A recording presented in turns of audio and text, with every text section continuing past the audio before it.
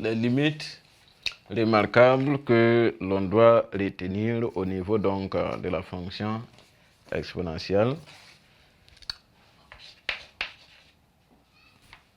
Pour tout réel x,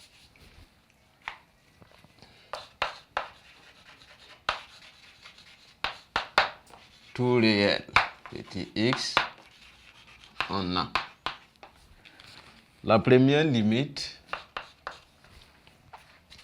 c'est limite lorsque x tend vers plus infini de exponentielle de x sur x.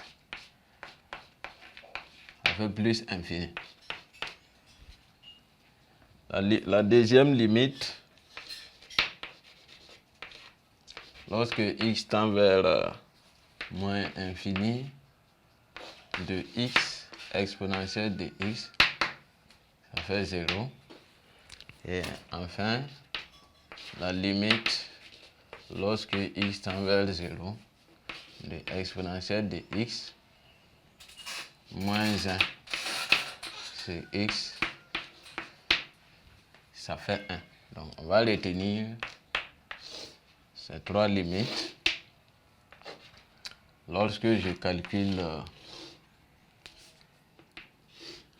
les limites où il y a la fonction exponentielle. Donc ici, quand on essaie d'appliquer la propriété de calcul des limites, on ne trouve que des formes indéterminées. Ici, on aura plus infini. Sur plus infini, ça donne une forme indéterminée. Mais on dit que la limite donne simplement plus infini. Alors, ici aussi, nous avons quoi? Ici, ça fait moins infini. Et ici, ça fait 0. Donc, on dit que la limite fait 0. Ici, c'est la limite donc du taux de variation de exponentielle de x entre tout simplement 0 et x. Donc, la limite fait tout simplement 1. Donc, voici les limites que l'on doit retenir. Et lorsque nous avons, c'est important, lorsque nous avons des formes indéterminées où intervient la fonction exponentielle, si je cherche à lever les indéterminations, donc je vais faire mes manipulations en tenant compte de ces limites, de ces formes de limites que j'essaie de déduire.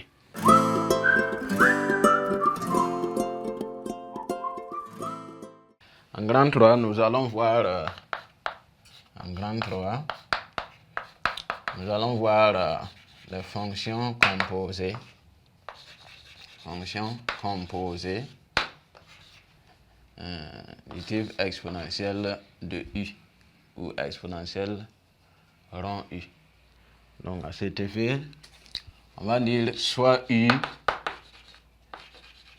une fonction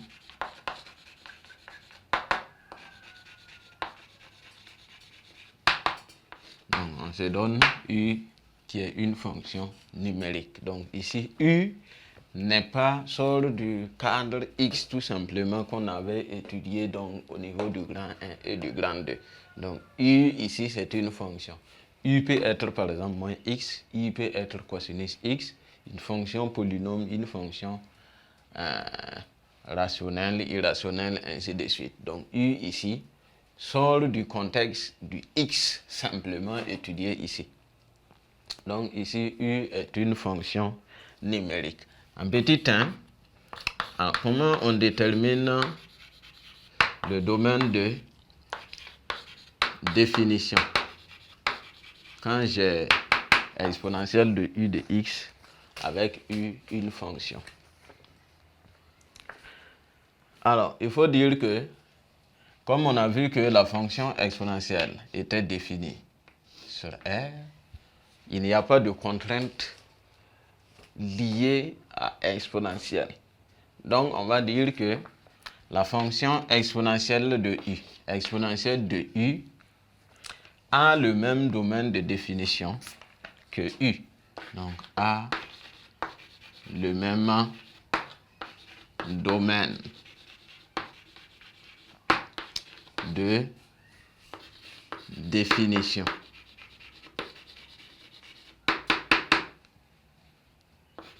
que la fonction que la fonction u.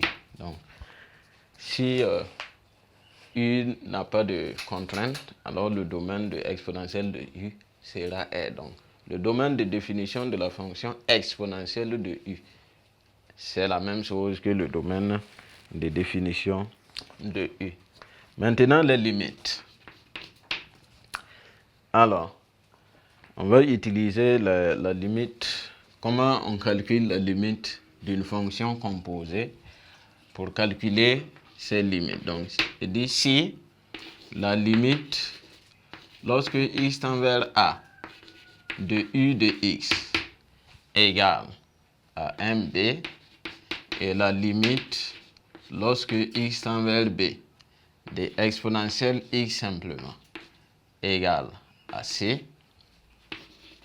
alors on peut dire que la limite, lorsque x tend vers a, de exponentielle de u de x égale à notre c. Donc, voici comment on calcule. Ça veut dire qu'on enlève le u et je calcule la limite lorsque x tend vers a. Ensuite, je calcule la limite de exponentielle x tout simplement. Maintenant, quand x tend vers le résultat de la limite de u, et ce que je trouve à la fin constitue donc la limite dont je souhaite calculer. Donc ici, on va préciser que A, B et C sont des réels.